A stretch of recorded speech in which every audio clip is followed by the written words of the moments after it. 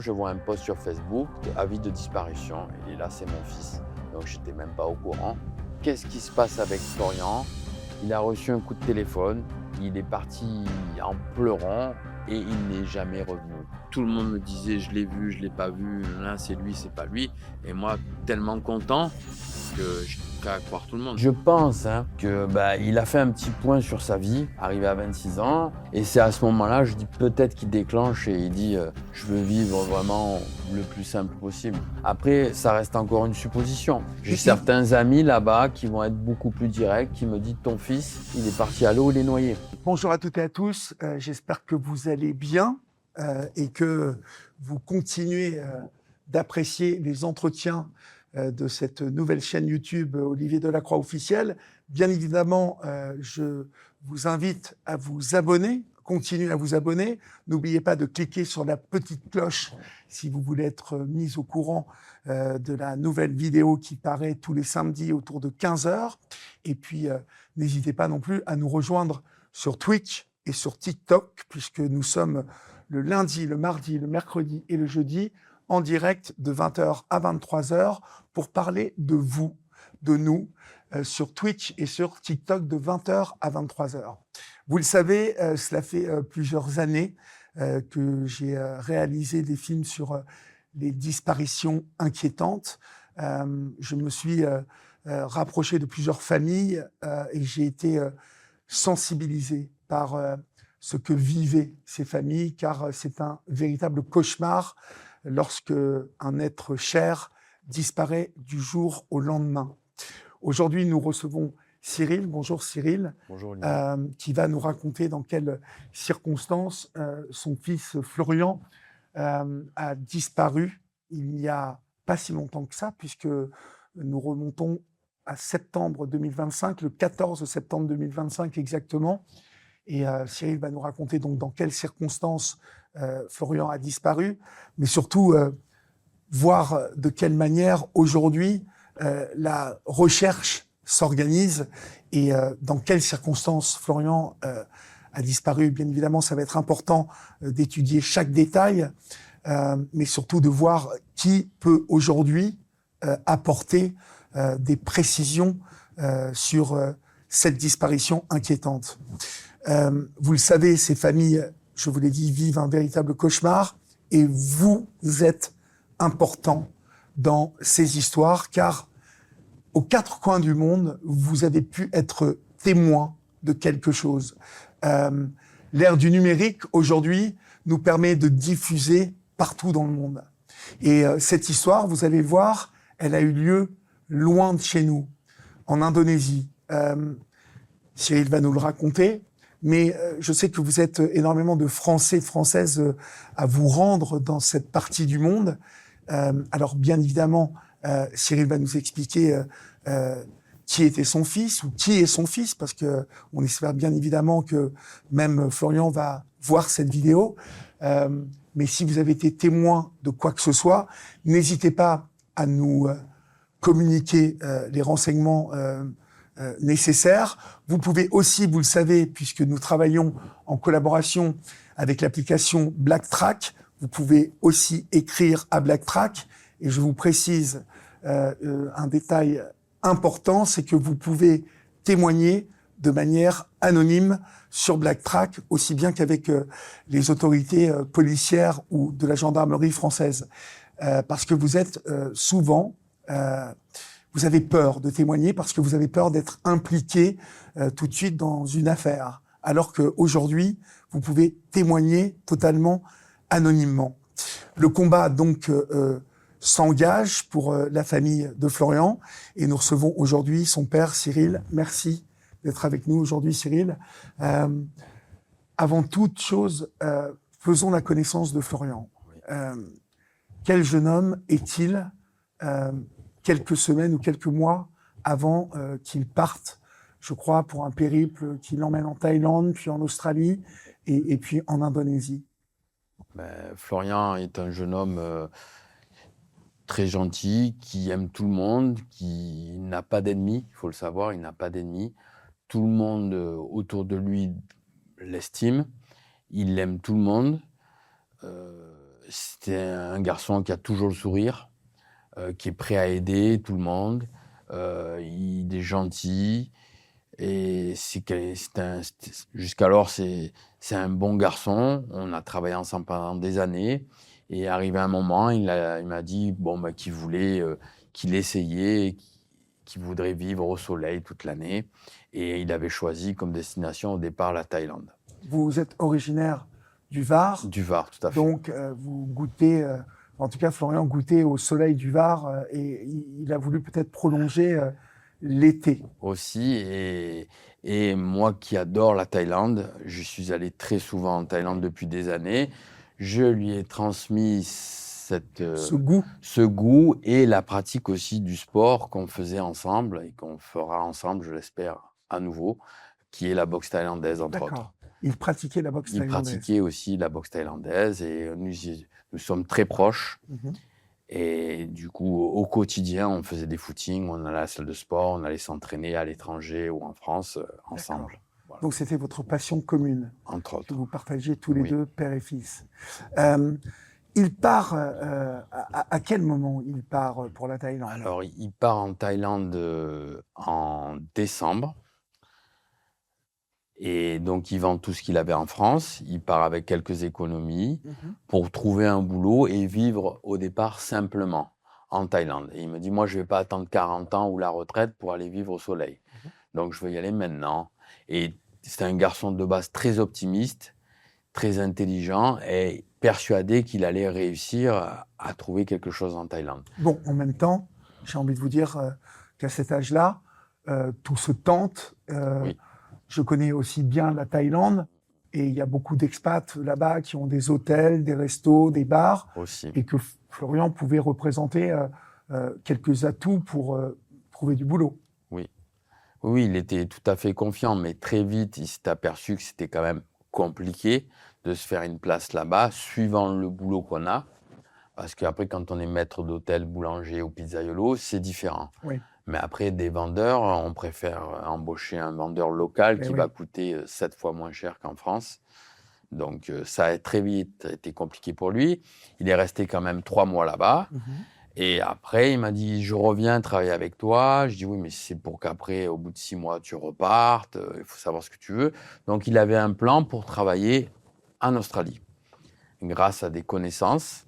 Donc, il est très vite allé en Australie. Au bout de 3 mois, après la fin de ses visas en Thaïlande, il est parti travailler en Australie. Au bout d'une semaine, il a trouvé un boulot avec un salaire correct, forcément. Et ça se passait plutôt bien. Qu'est-ce qu'il faisait en Australie? Il faisait un boulot, on va dire, alimentaire. Donc, il travaillait dans une usine de pierre où il fabriquait comment on dirait, des agglos, comme ça, un travail d'ouvrier, quoi. Il travaillait toute la semaine. Et le week-end, c'est quand même très festif. Il faisait la fête aussi en Australie parce qu'il dormait aussi dans une auberge de jeunesse. Donc la semaine, voilà, aussi. Et donc, comme je disais, profite, c'est maintenant. C'est pas quand tu seras casé et que tu auras des enfants qu'il faudra faire ça. Autant le faire maintenant qu'après. Voilà. Donc, vous étiez plutôt un père qui lui avait donné le goût du voyage et qui l'avait ouvert au monde. Oui, entre autres.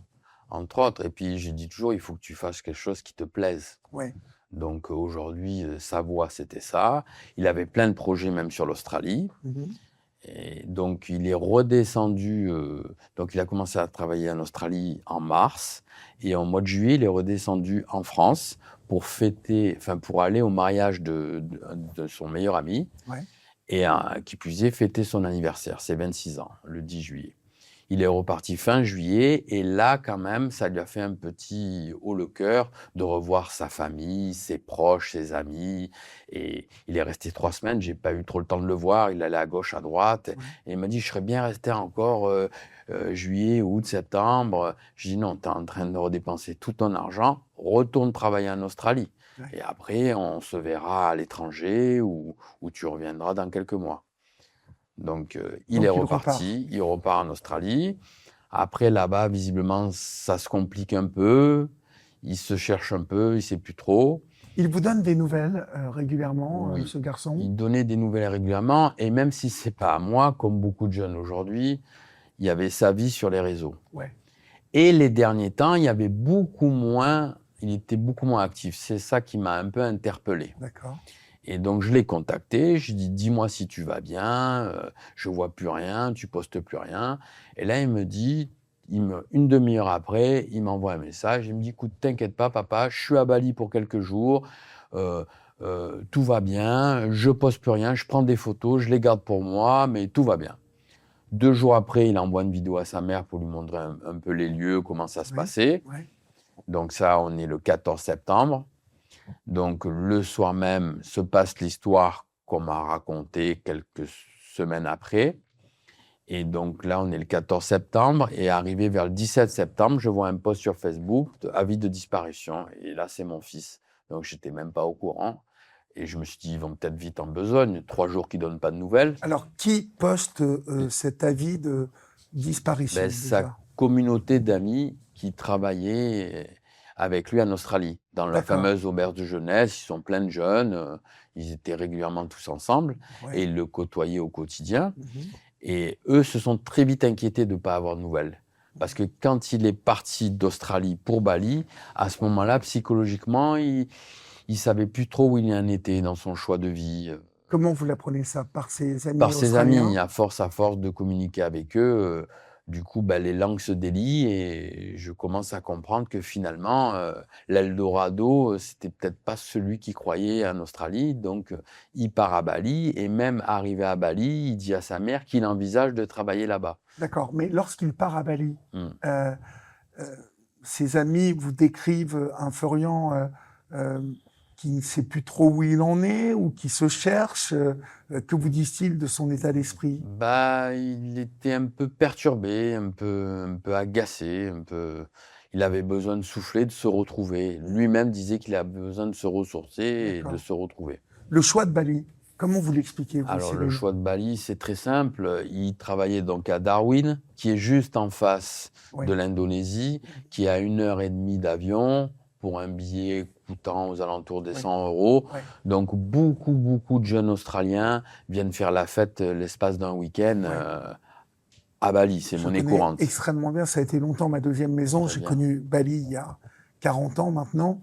Et il est vrai que le week-end, il y a un afflux d'Australiens qui arrivent à Kuta Beach. Enfin, voilà. Et c'est 1 heure, oui, 1 heure et demie pour des billets à 150 euros. C'est ça. Donc lui, là, il décide de partir de 3 jours finalement. Au départ, oui, il part pour 5 jours, 5-8 jours à peu près. Bon, alors, il va atterrir à Bali, mais il se retrouve très vite à Gili Trawangan. Oui. Gili Trawangan étant assez particulier comme endroit, puisque ce sont 3 petites îles qui sont en face de Lombok, qui est l'île musulmane, puisque Bali est hindouiste, et il y a Lombok, qui est l'île musulmane d'en face, qui est une grosse île, mais il y a ces 3 petites îles, Gili Trawangan, et je ne connais pas les 2 autres noms, je me souviens plus, où la particularité, c'est que vous n'avez absolument pas le droit de consommer de drogue à Bali ou dans toute l'Indonésie, mais à Gili, dans mon souvenir, je me rends compte que ça fume de l'herbe et que c'est une toute autre atmosphère. Oui. Est-ce qu'il vous tient au courant? Est-ce qu'il vous dit pourquoi d'un seul coup, il va aller à Gili?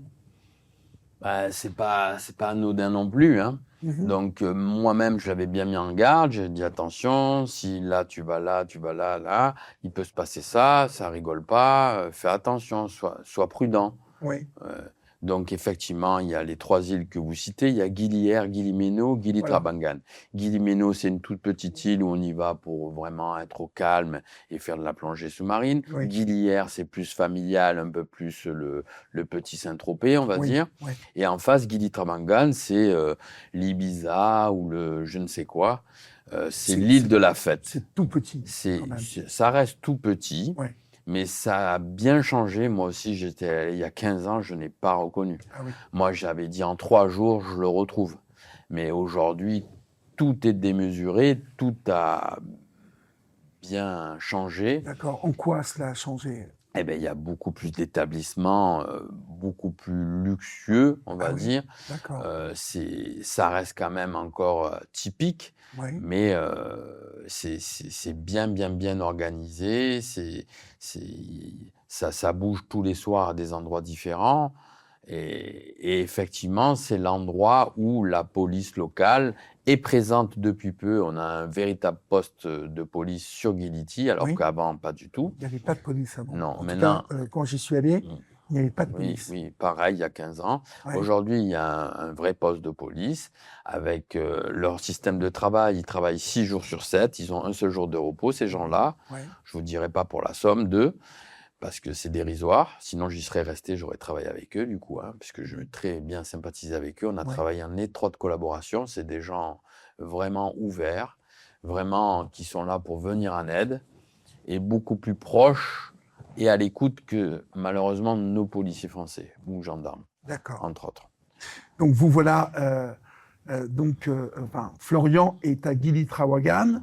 euh, où vous m'avez dit en off qu'aujourd'hui, au-delà des établissements qui ont changé et visiblement, comme Bali s'est métamorphosé en une espèce de Miami énorme, C'est ça. Gili Trawangan a changé et il y a beaucoup plus d'établissements luxueux, donc une autre faune qui est arrivée. Et vous me faisiez état de nouvelles drogues aussi, parce qu'à Aussi. l'époque, il y a 15-20 ans, Mm. il n'y avait que de l'herbe. Là, aujourd'hui, vous parlez de l'afflux de bien d'autres drogues dures. Oui, oui, oui, tout à fait. Et Tout à est-ce fait. que Florian était un peu là-dedans? Est-ce qu'il aurait pu consommer des drogues dures? J'ai envie de vous dire non et j'espère que non. Oui, Et ce qu'il en revient de ses camarades du secteur, ils m'ont bien été francs avec moi. Il m'a dit il a consommé ça et ça. Donc, ce qui exclut, c'est drogues de synthèse très dures. d'accord. Mais ça n'empêche pas quand même, avec une simple consommation de cannabis ou de fameux champignons hallucinogènes, on peut perdre la tête et Complètement. certaines personnes peuvent faire des bouffées délirantes, voire Complètement. autres, et rester quillées, si on peut parler comme ça. Juste avec une prise, Exactement. on peut Exactement. décompenser. Oui, complètement. C'est le terme exact, décompensé. Et pour m'être intégré en parfaite harmonie avec la population locale, les établissements de nuit, j'ai souvent discuté avec des jeunes et moins jeunes qui consomment et qui consommaient, Oui, et ils m'expliquaient un petit peu leur délire. C'est quand même énorme. Donc après, certains redescendent au bout de quelques heures, d'autres, ça met quelques jours. oui. Et donc là, on est capable de tout.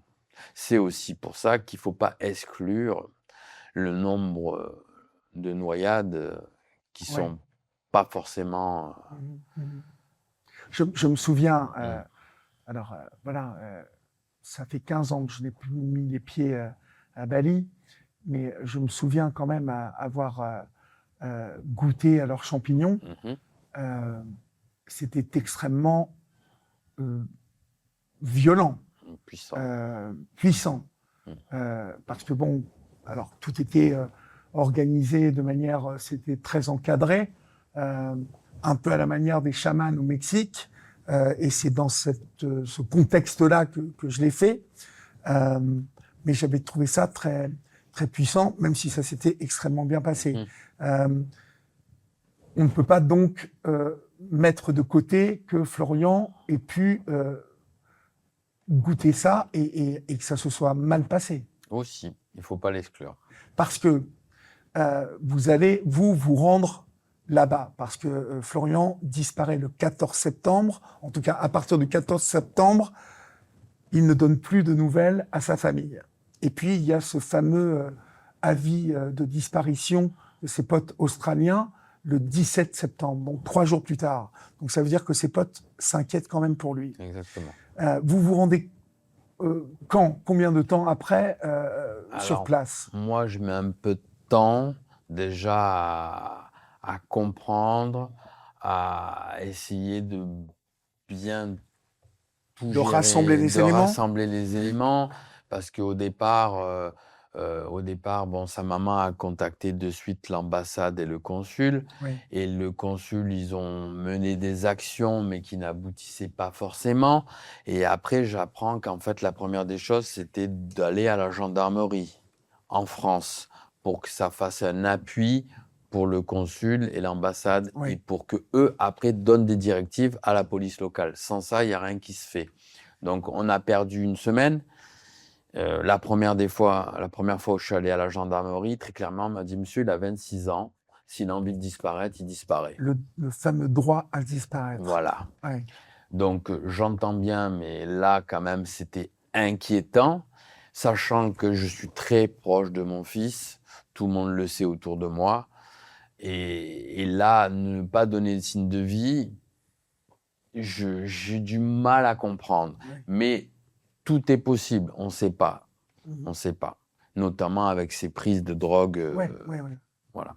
Parce qu'il faut bien comprendre, pour vous qui nous regardez, et bien évidemment, si vous n'êtes pas connaisseur de toutes ces choses-là, il faut que vous sachiez, que vous soyez parents ou que vous soyez de jeunes gens, que même avec un joint d'herbe aujourd'hui qui malheureusement peut être surchargé de ce qu'on appelle le THC, qui est la substance qui agit sur vos neurones, on peut décompenser avec un joint d'herbe, comme avec bien évidemment la prise de crack, de cocaïne, d'héroïne et de toutes ces drogues de synthèse qui traînent aujourd'hui et qui viennent essentiellement de Chine.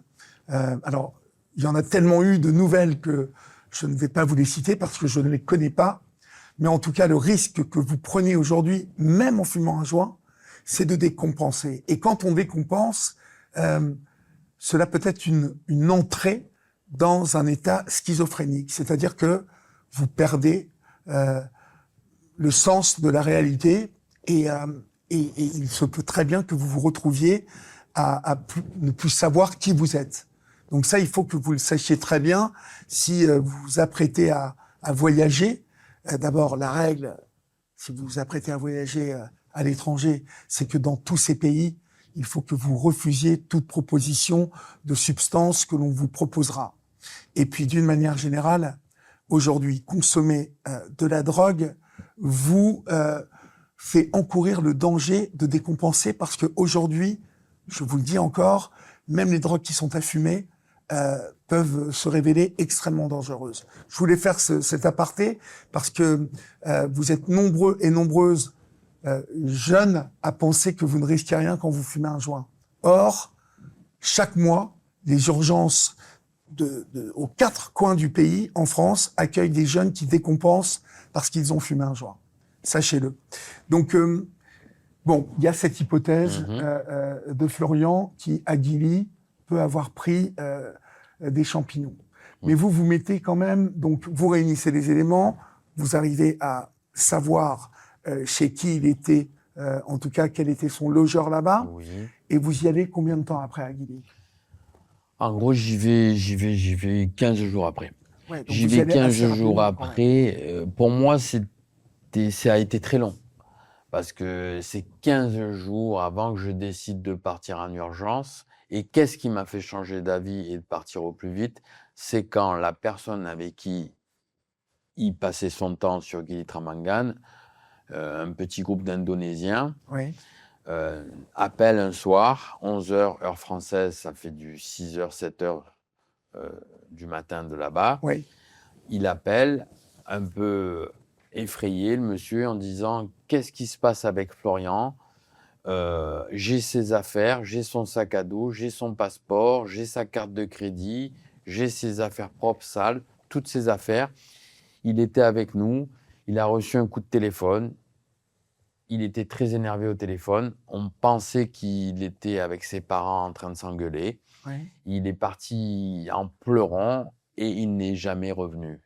Et 15 jours plus tard, il me dit: on a les affaires de Florian avec nous. Et il est Qu'est-ce pas là. qu'il devient? D'accord. Alors là, je me suis inquiété petit 1 parce que bon, il n'y avait plus de passeport, surtout plus de carte de crédit. De suite, je réussis à avoir les mouvements bancaires. Mhm.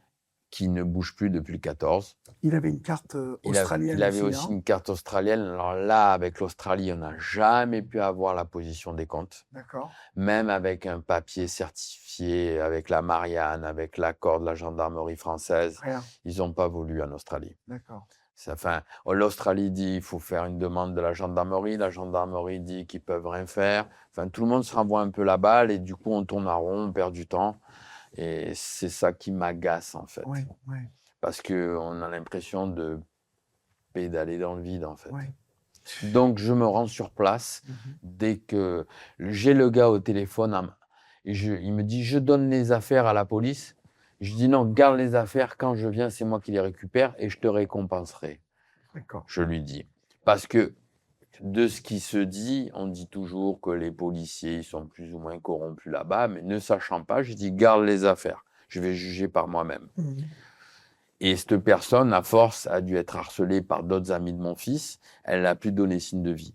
Donc, très vite, les policiers ont localisé son téléphone. Oui. Disons que moi, je suis arrivé le mardi sur les lieux. Je suis allé au commissariat central de Lombok. J'ai donné le numéro de la personne. Le lendemain matin, ils l'ont attrapé. D'accord. Ils l'ont mis en garde à vue pendant quelques heures. Et après, cette personne-là attendait ma visite pour m'expliquer l'histoire. Et il avait toujours les affaires de Florian. Là, du coup, c'est la police qui les avait ont gardés récupéré. au poste. D'accord. Et voilà, moi, je m'étais fait plein de suppositions. Et en fait, non, en fouillant bien les affaires de mon fils, j'ai même retrouvé son Apple Watch, qu'il ne l'avait pas vu non plus parce qu'il avait un sac à dos avec plein de poches. Et donc, jusqu'alors, tout ce que me dit cette personne, ça tient la route. Mais est-ce que ce n'est pas non plus une façon de noyer le poisson, comme on peut dire?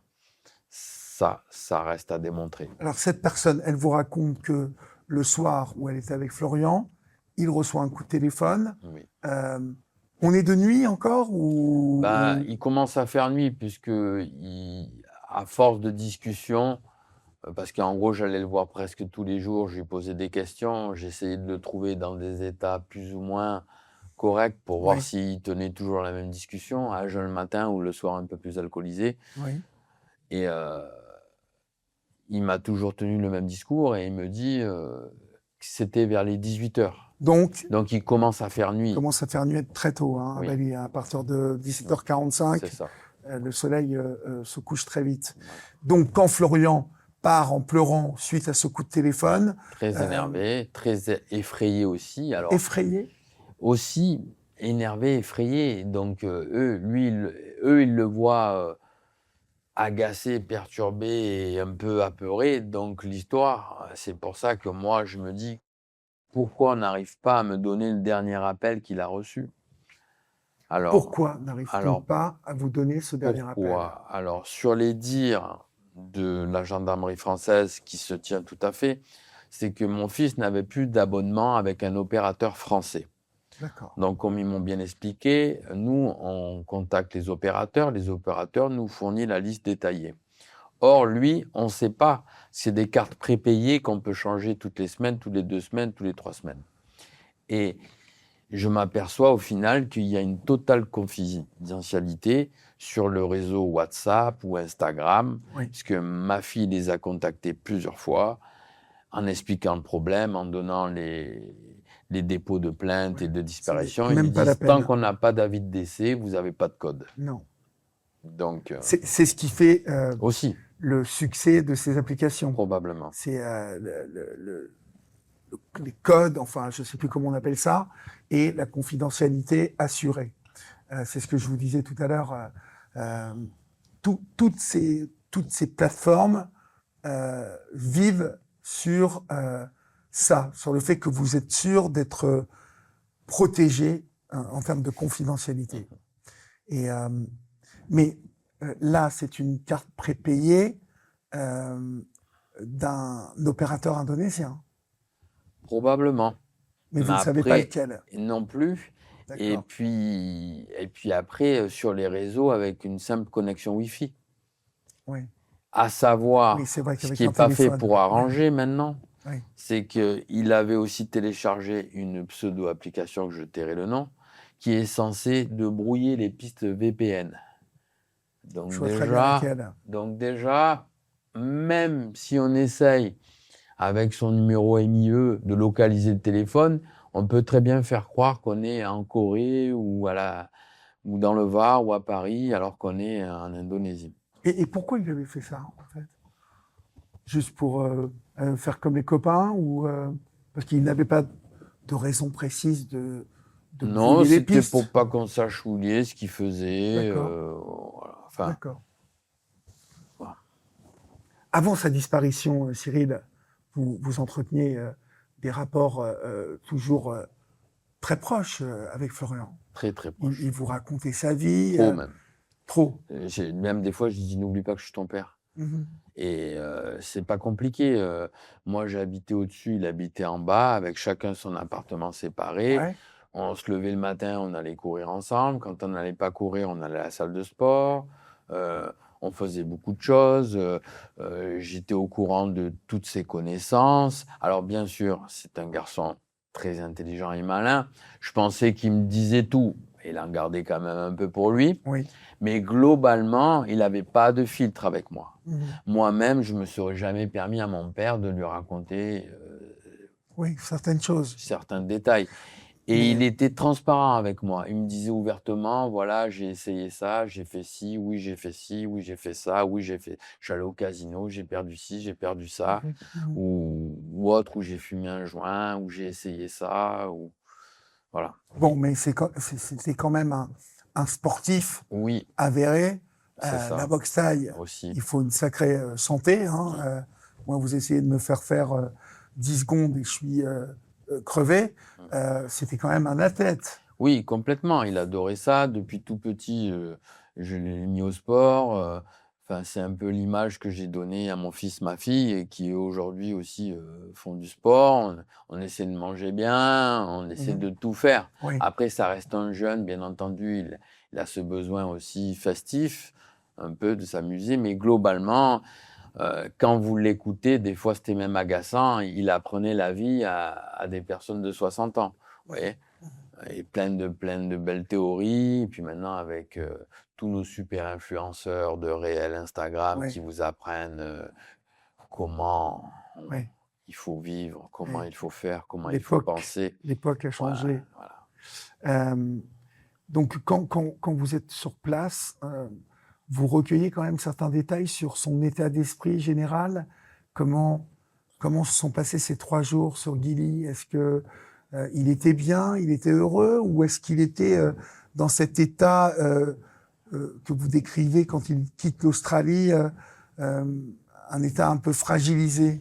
Ben, je dirais fragilisé parce que je pense qu'au fond de lui, forcément c'est mon fils, mais comme je vous dis, on était très proches et j'arrive à ressentir un peu son bien-être et son mal-être. Ouais. Donc c'est pour ça que je m'étais inquiété quand il n'y avait plus trop de nouvelles sur les réseaux. Donc là, je me dis, c'est pas de lui. Même moi, je dis, arrête de poster ça, t'as pas besoin. Il postait beaucoup? Il postait beaucoup quotidiennement. D'accord. Mais pas en mode influenceur, juste pour... Non, pour dire, je suis là, je fais ça. Je fais ci, je fais ça. Ouais. J'ai couru, j'ai fait ci, j'étais à la salle, bon bref. Mhm. Et donc là, en fait, je pense que il a fait un petit point sur sa vie, arrivé à 26 ans. Il se dit, j'ai quitté un boulot stable, où j'étais bien, où j'avais tout, plus ou moins, pour mieux, pour un pays où il n'a pas réussi. Il va en Australie, forcément il gagne plus, mais il dépense forcément plus aussi. Et au final, il reste peut-être pas plus. Et puis du coup, il part sur Bali. Bali, ça lui plaît, ça se rapproche un peu du mode de vie de la Thaïlande. Oui. Il veut peut-être essayer de vivre là-bas. Et c'est à ce moment-là, je dis peut-être qu'il déclenche et il dit je veux vivre vraiment le plus simple possible. Après, ça reste encore une supposition. J'ai certains amis là-bas qui vont être beaucoup plus directs, qui me disent ton fils, il est parti à l'eau, il est noyé. Parce qu'il faut savoir qu'il y a des courants qui ne sont pas forcément signalisés là-bas. Et la petite île de Guillemeno, qui est à 500 mètres, tout le monde pense pouvoir la traverser à la nage. Non. Mais suivant l'heure, il y a une nasse. Et pendant mes 3 semaines que je suis resté sur Gili, il y a 2 personnes qui se sont noyées. On ne l'entend pas forcément. L'océan est extrêmement dangereux à Gili. Très dangereux. Parce qu'il représente une espèce de mer, un peu comme la Méditerranée. Hein. C'est plat, mais il y a des courants très dangereux. Très dangereux. Mais il y a une histoire déjà le jour où il disparaît, il est repêché une première fois, m'a-t-on dit. Mais en fait, quand je reprends les dates, c'était 2-3 jours avant, effectivement. Oui.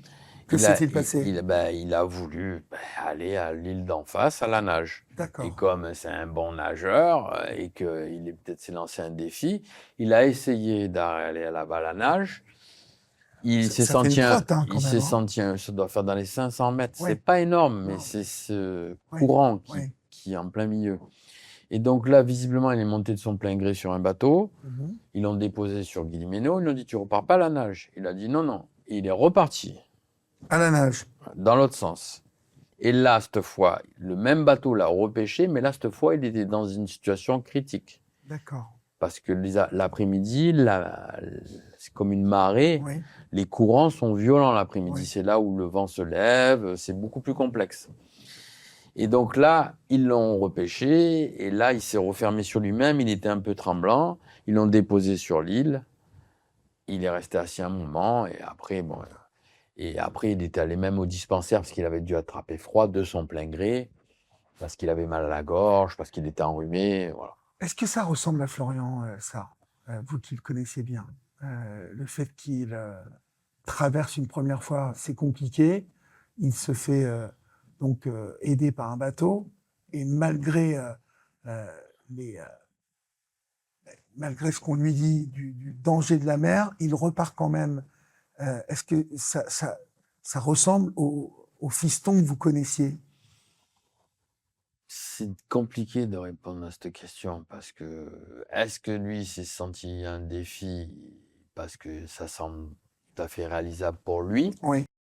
ou est-ce que c'était encore une emprise un peu de psychotrope de la veille ou autre? D'ailleurs, ça a été le premier rapport qu'a fait la personne qui l'a repêché. Oui. Elle l'a trouvé un peu et il pensait qu'il avait fait la fête la veille. D'accord. Après, moi, je n'exclus pas ce fait-là parce que ça a été prouvé. J'ai discuté avec les personnes qui l'entouraient et avec qui il est resté. Oui, il a consommé. D'accord. C'est ce que j'allais vous poser comme question. Vous avez donc recueilli des témoignages de personnes qui vous disent qu'il avait consommé des psychotropes et qu'il paraissait ébranlé. Oui, oui, oui, oui. Il n'avait pas des attitudes Normal. normales, D'accord. versatiles, on va dire. Cependant, la personne qui l'a logé, elle a toujours vu un garçon poli, calme, elle n'a jamais vu avec de l'alcool. Il allait faire quand même son sport, aller courir le matin ou à la salle de sport. Il n'était pas complètement perché non plus, c'est ça. Donc c'est pour ça qu'il y a trop de suppositions, je ne peux pas acter une plus que l'autre. Et le fait aussi qu'il ait eu besoin de changer de vie, je dis oui, c'est tout à fait possible pour lui. Et quand bien même qu'il se soit lié d'amitié avec des locaux, qui travaillent avec eux, qui vivent un peu comme eux, c'est tout à fait possible. Ça ne le gênerait pas, lui, parce que c'est un petit caméléon, en fait. Hein. Il s'adapte facilement. Par contre, ce qui me dérange, c'est qu'il ne donne pas signe de vie. Oui. Ou il ne réalise pas le mal qu'il fait. Mais est-ce que c'est possible, ça? Ça. Oui. C'est la grande question. C'est la question du jour. Oui. Je dirais Dieu seul le sait. Oui. Parce que vous dites que c'est un petit caméléon qui, à un moment de sa vie, parce que là-bas, la vie est tellement différente. C'est vrai que vous y avez goûté à cette vie. Et Gili est un mini paradis. Pour les jeunes, oui. Pour les jeunes, bien évidemment. On peut être toute la journée au bord de la plage et ça peut ressembler à une vie paradisiaque. Est-ce qu'il aurait pu passer dans la tête de Florian l'envie de vivre comme ça, alors d'amour et d'eau fraîche, mais en face il y a Lombok, une île musulmane où les gens sont très accueillants. Exactement. C'est très sauvage et il y a des communautés, des villages qui vivent au bord de la mer ou même dans la jungle où il pourrait actuellement se trouver parce qu'il y a là-bas la communauté musulmane, vous savez, elle a une tradition de ne pas laisser quelqu'un Exactement. qui a faim. Je l'ai. Elle ne laisse pas quelqu'un qui dort dehors. Exactement. Donc, est-ce qu'il y a cette possibilité-là aussi qui subsiste dans votre esprit? J'espère vraiment que c'est ça. Mais je pense aussi que c'est ça, mais peut-être pas à Lombok, justement. Parce qu'à Lombok, pour les investigations qu'on a fait, les moyens qu'on a mis, que j'ai mis sur place et que je vais remettre encore au mois de mars, parce que j'y retourne au mois de mars, mon papa y était là, il est rentré aujourd'hui. Hein. Aujourd'hui, Votre père qui... mon père, à 76 ans, a voulu y aller avec sa femme pour se rendre compte, pour voir. D'accord. Effectivement, là-bas, tout le monde est au courant, personne n'a des nouvelles. Donc je l'ai fait aller dans d'autres endroits stratégiques. Je l'ai même fait à Nusa Penida, qui est une île en face Bali aussi, qui est plutôt calme. Que je vois très bien. Et je me dis, au final, on le cherche ici, mais peut-être qu'il est parti ailleurs, un endroit où on le recherche pas. C'est ce que. Mais après, je me dis aussi, je peux pas passer ma vie à lui courir après si c'est la vie qu'il a décidé. Oui. Le seul problème, c'est une fois de plus, c'est qu'on n'a pas de nouvelles. Moi, demain, papa, il me dit, j'ai 26 ans, je fais ce que je veux, laisse-moi tranquille, je me débrouille. Pas de souci, tu te débrouilles. Parce que vous voyez, j'ai un ami ex-champion de boxe thaï qui s'appelle Fabrice Payen, peut-être ça vous dit quelque chose, qui est devenu comme un moine, en tout cas qui a accédé à une vie spirituelle. J'entends. Et qui passe son temps à Bali, mais dans le nord de l'île, dans une sorte d'ashram avec un maître spirituel. On va me donner l'adresse parce que c'est pas impossible, parce que mon fils, je l'ai ouvert un peu à ça en Thaïlande. Je vous donnerai l'adresse parce que Fabrice me la donnera plaisir. avec grand plaisir. Mais en vous écoutant, je pensais à ce style de vie où Fabrice m'expliquait, on ne vit de rien. Oui, c'est ça. On vit de méditation. On s'autosuffit. Ouais. On s'autosuffit. On est bien loin du Bali de Kuta Beach, de la fête, des consommations de drogue. C'est ça. On reste dans le Bali d'avant, traditionnel, où l'on prie, où on est en contact avec les dieux selon leurs croyances, c'est ça. et où il a pu, même s'il a déconnecté un peu, voilà. C'est peut-être un moment où il a pu se dire, bah, c'est ça que je veux. Ou il a pu se dire ça, et je dirais même, il a pu être amené dans un endroit comme ça pour qu'on le prenne en charge. Parce qu'il y a quand même pas trop d'hôpital psychiatrique là-bas. Et pour avoir discuté avec eux, par rapport à leurs croyances et leurs pratiques, parce que j'ai aussi assisté à beaucoup de pratiques de guides spirituels qui m'ont fait chacun leur technique pour savoir si Florian était encore en vie. Et jusqu'alors, tout le monde l'a vu en vie. Même des personnes qui se trompent jamais. On a fait pas mal de leurs pratiques. Et je me dis peut-être que oui, on l'a amené dans un endroit comme ça parce que pour eux, une personne qui perd la tête, elle est happée par le diable, par le malin. Ils pensent pas, même si certains savent que les drogues, c'est le cas, mais eux, ils ne voient pas ça comme ça. Non, il y a une manière complètement différente de considérer la maladie mentale dans tout l'Orient, d'ailleurs. Exact. Quelles sont les pistes aujourd'hui? Parce que il y a, je crois, une femme qui a identifié Florian à plusieurs reprises. Alors, moi, voilà, aujourd'hui aussi, ce qui fait que j'espère que ça soit bien lui, parce qu'elle l'a identifié, j'étais là ce jour-là, c'était vraiment touchant, on a pleuré dans les bras l'un contre l'autre. Quand je suis allé à ce fameux restaurant, parmi tant d'autres. Qui était où? Qui était à Lombok. À Lombok, vers Toréan. D'accord. Et donc, on s'arrête tout à fait par hasard, alors que je voulais m'arrêter bien avant. On s'arrête à cet endroit, on déjeune, tout se passe bien. Et à la fin, je dis aux personnes qui m'accompagnent, un ami chauffeur là-bas de confiance de Bali qui m'a suivi tout le long, d'expliquer pourquoi je suis là. Et à un moment donné où on donne l'avis de recherche avec la photo de mon fils, elle est prise de panique, elle dit « mais il était là il y a 4 jours ». C'est lui. Quand il a posé son sac en bandoulière, parce que plusieurs personnes l'ont vu avec une sorte de petit sac. Alors je dis, il a dû acheter un petit sac comme dans le film de Kung Fu, David Carradine, là, un petit Oui. truc en toile, comme il se fait là-bas. Là. Mhm. Quand il a enlevé son sac, il avait ce tatouage dans le dos, comme on a tous les deux. Justement, ce sont des tatouages spirituels, traditionnels, thaïlandais, faits au bambou avec les prières. Nanana. Donc, je l'avais un peu orienté là-dedans. D'ailleurs, moi, en Vous lui rigolant... en aviez pas parlé de ce tatouage? Non, à cette dame, non, mais elle l'a vu sur la vie. Ah oui, d'accord. On avait fait une photo de son dos parce que D'accord. Oui. des fois, beaucoup de personnes pensent l'avoir vu et on leur dit surtout faites une photo. Mhm. Et faites une photo du dos parce que là, on sait que c'est lui. D'accord. Parce que des fois, il y a des ressemblances. Parce que là-bas, on est tous des blancs pour eux. Oui. On se ressemble tous comme eux, ils se Exactement. ressemblent tous aussi. Donc, elle est persuadée que c'est lui.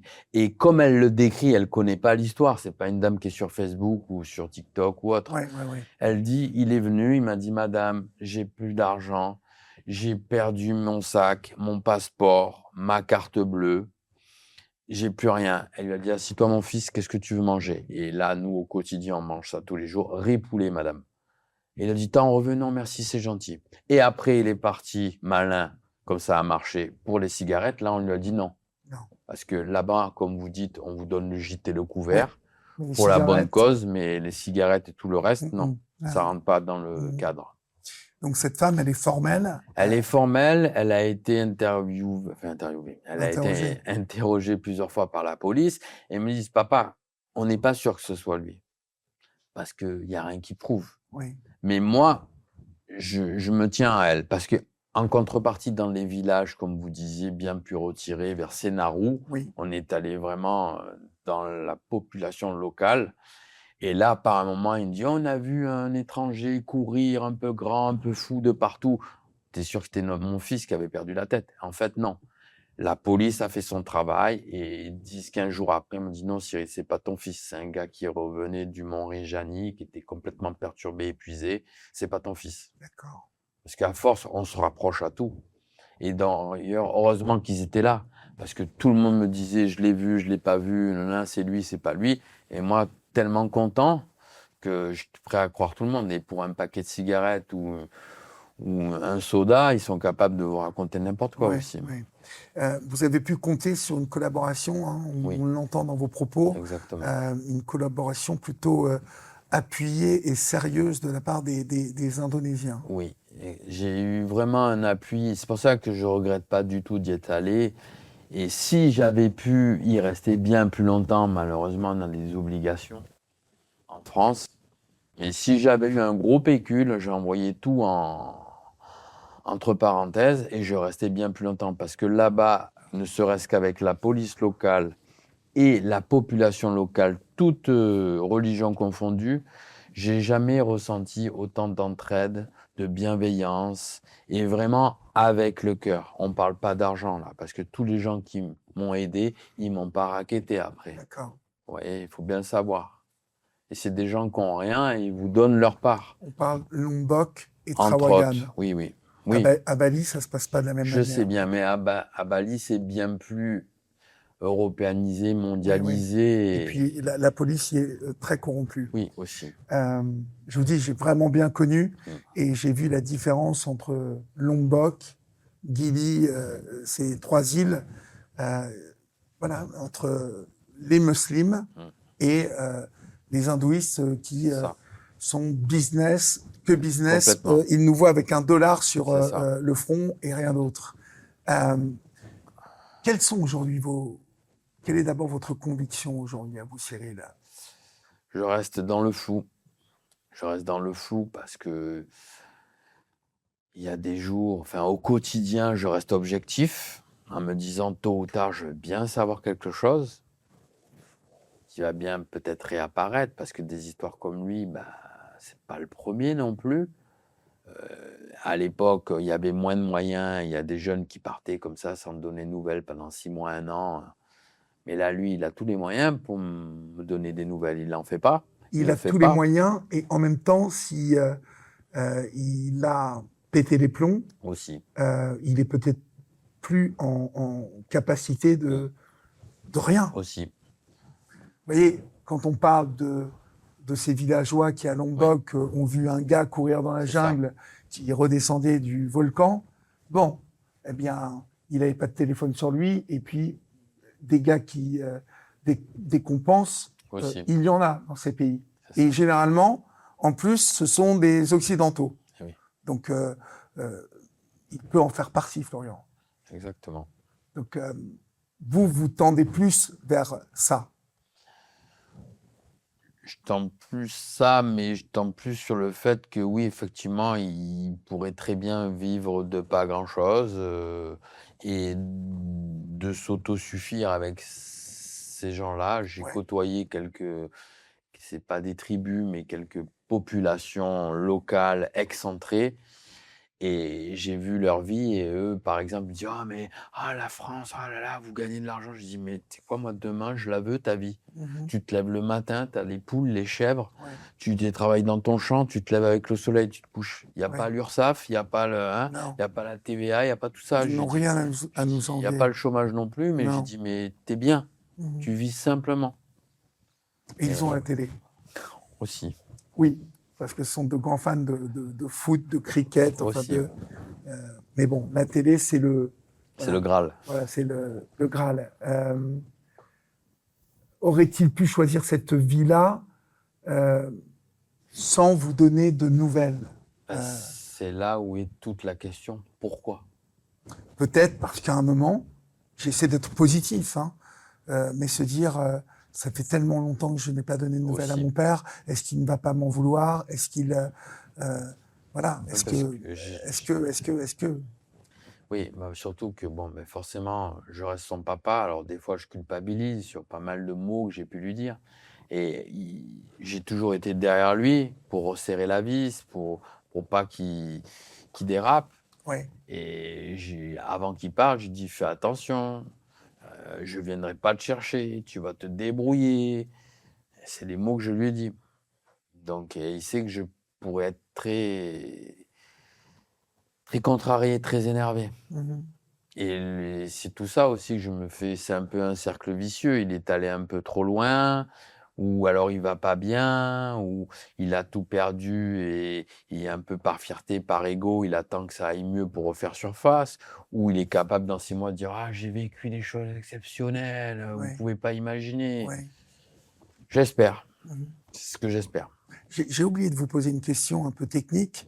Que vous a-t-on dit de la mer là-bas? Ça concerne les noyades. Oui. Est-ce que la mer rejette les corps? Alors là, tout dépend d'où il a été pris par le courant. Parce que la mer rejette les corps vers le bord entre 1 et 5 jours. Oui, Au-delà de ces 5 jours, ça veut dire qu'il est pris par un courant bien plus fort oui, et là, on ne le retrouve jamais. d'accord, C'est ce qui s'est passé pour une dame il y a 3 ans d'accord, qui est partie à la mer. Ses filles sont restées sur le sable, elle n'est jamais revenue. d'accord, 3 ans après, ils l'ont jamais retrouvée. d'accord. Donc il y a cette Il possibilité y a cette possibilité. de noyade. Et certains locaux ou expatriés, eux, sont formels. Ils me disent: «Cyril, pour nous, c'est ça». Moi, forcément, je me refuse de croire à ça. Et parce que j'ai pas de preuves non plus. J'ai Mhm. ni des preuves qu'ils soient encore en vie ou ni des preuves qu'ils soient dans la jungle ou qu'il mène sa meilleure vie ou qu'il ait rencontré une petite locale et que bientôt il soit marié. Je le souhaite, hein, Mhm. mais j'aimerais juste, Bien des évidemment. nouvelles. Il y a 15-20 ans, quand j'allais là-bas, Gili était réputé pour son côté aussi safe. Euh, il n'y avait pas d'agression, il n'y avait pas de bagarre, il n'y avait pas de, vous voyez, de délinquance. Est-ce que ça a changé à ce niveau-là? Est-ce que Florian a pu être embringué aussi dans une histoire de trafic de stupes, d'histoires qui tournent mal? Est-ce que ça, parce que le gaillard quand même, il faisait de la boxe thaï, il savait se défendre. Donc, est-ce que ça, c'est possible et surtout que personne n'en ait entendu parler? Parce que c'est tout petit quand même. Alors, l'histoire, elle est que ça, j'y pense fortement à cette hypothèse et personne n'a entendu parler parce que ça reste quand même un endroit touristique. Oui, Donc, il y a une petite loi de l'omerta. Oui. Moi-même, par un moment, il avait été vu, soi-disant, à tel endroit. On a fait des pieds et des mains pour avoir accès à la caméra, qui était pas très loin des lieux. Et on vous dit que c'est des sociétés privées, et on vous fait attendre une semaine. Et au bout d'une semaine, on vous dit que la bande, c'est plus la même et qu'on l'a plus. Et donc, qui dit vrai, qui dit... On ne sait pas. Parce qu'on peut se faire mener en bateau. Donc oui, je pense aussi à cette hypothèse. Je pense plus à cette hypothèse qu'il soit retourné encore une fois à la mer. Je pense plus à ça, qu'il soit énervé Oui. et que les autres aient pris peur parce que c'est un garçon adorable, gentil, souriant, mais bien évidemment, sous l'emprise ou pas, ou énervé, il peut être virulent et il peut faire peur par rapport à eux. Il fait 1m83, il est à 74 kilos de Oui. muscle.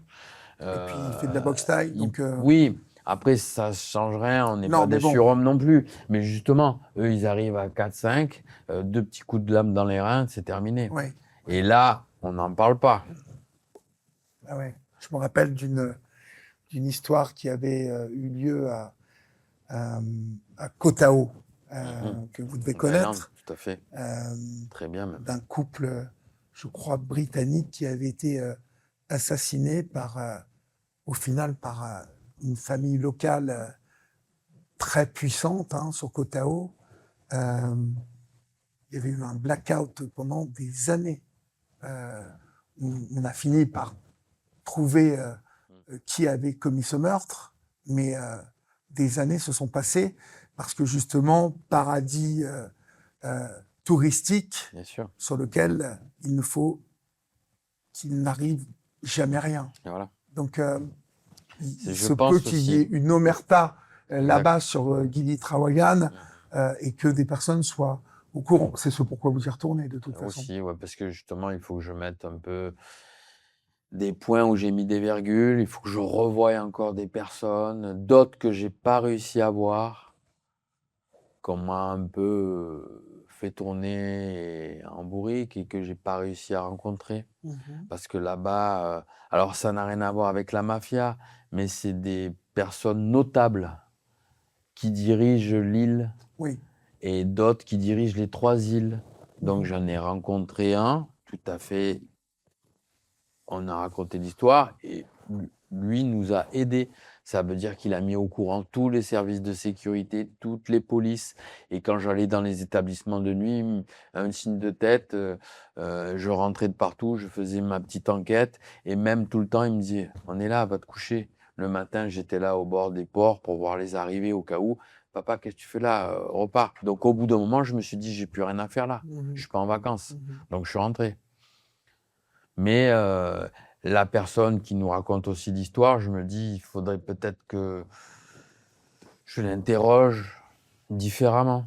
Moi, je vais vous dire, j'ai une conviction profonde parce que je connais cet endroit très bien. Je suis intimement persuadé qu'il y a des gens qui savent Exact. ce qui s'est passé.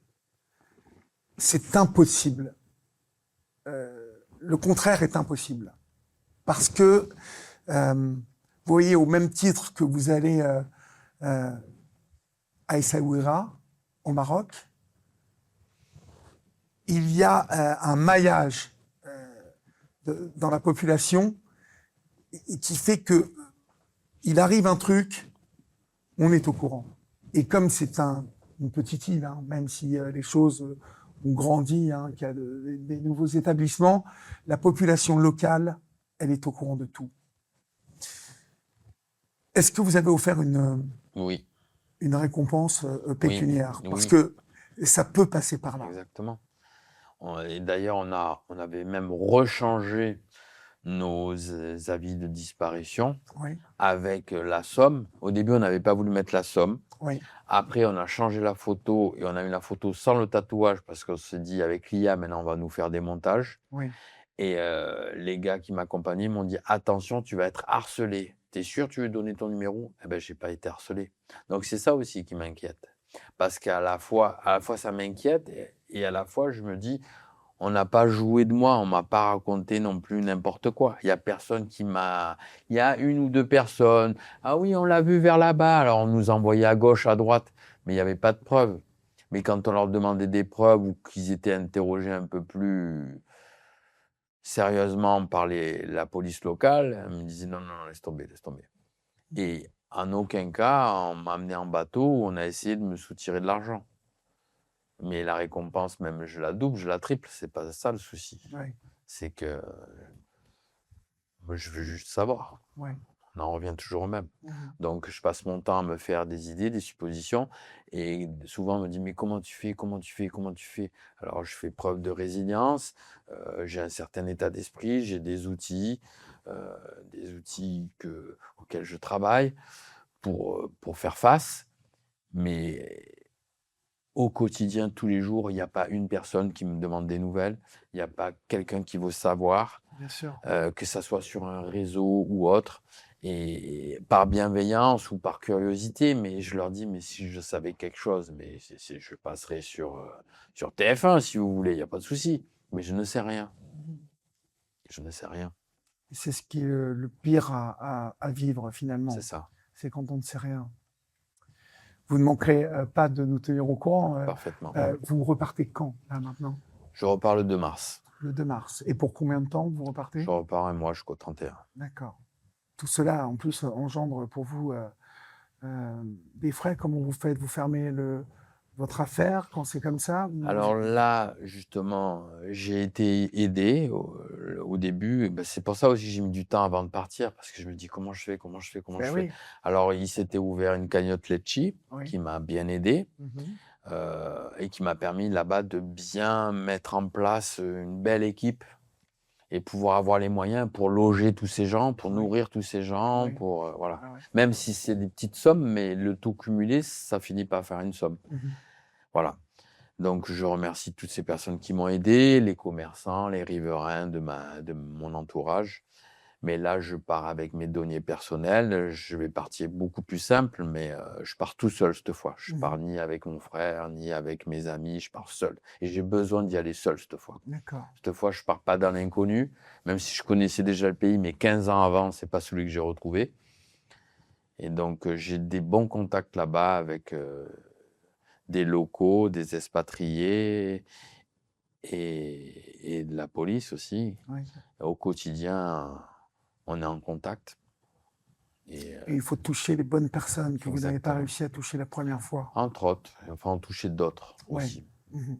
Où peut-on vous retrouver en fait, et retrouver la photo de Florian? Est-ce que vous avez ouvert je ne sais pas, un site internet ou parce Non, qu'il y a beaucoup de gens qui vont à Bali pas ouvert et de qui site vont. internet, mais du coup, quand vous tapez son nom, apparaît dans tous les groupes, hein, Gili Media, Gili Island, Lombok, Bali.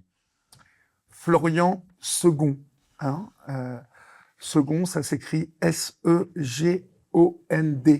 Florian Segond. Donc, vous tapez Gili Trawangan, Florian Segond, hein, et je suppose qu'il apparaît directement.